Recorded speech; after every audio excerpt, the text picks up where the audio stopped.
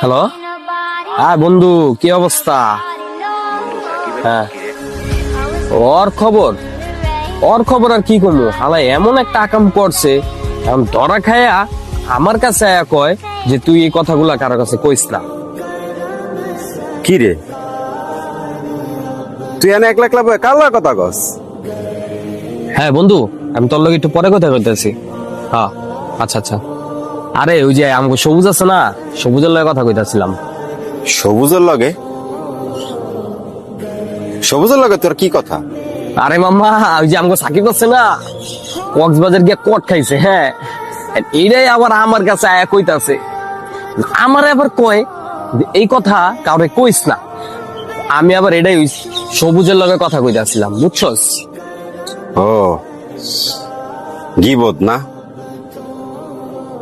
দেখ, সাকিব তোরে একটা গোপন কথা কইছে। ওর এটা তোর কাছে ছিল একটা আমানত, কিন্তু তুই এই আমানতটা রাখতে পারলি না। তুই কি করলি? আমানতের খেয়ানত করলি। আমানতের খেয়ানত মানে?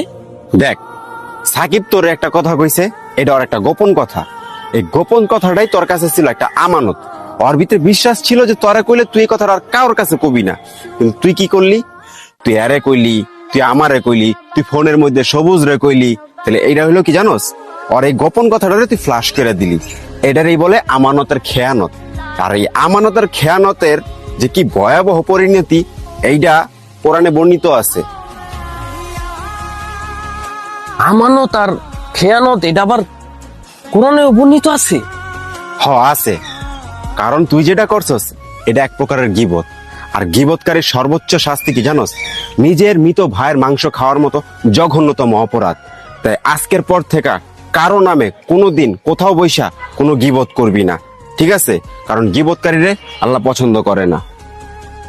আমরা গীবত থেকে দূরে থাকি, কারণ পরনিন্দা কখনো কারো জীবনে ভালো কিছু বয়ে আনে না।